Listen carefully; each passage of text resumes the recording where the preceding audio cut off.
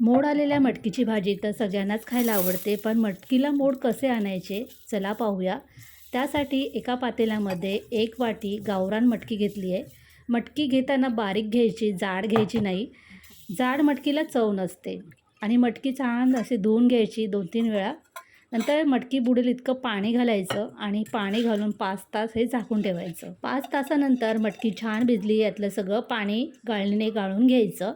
आता ही मटकी आपल्याला एखाद्या रुमालामध्ये किंवा अशा प्रकारच्या नॅपकिनमध्ये रात्रभर बांधून ठेवायची. त्यासाठी यामध्ये काढून घेतली आहे. रुमालाचे चारही टोकं एकत्र केले आणि एका रबर बँडने याला चांगलं घट्ट बांधून घेतलं आहे.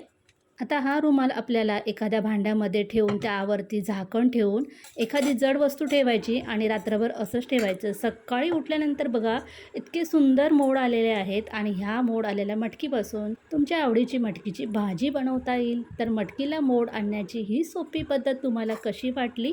आवडली असेल तर लाईक आणि चॅनलला सबस्क्राईब करा.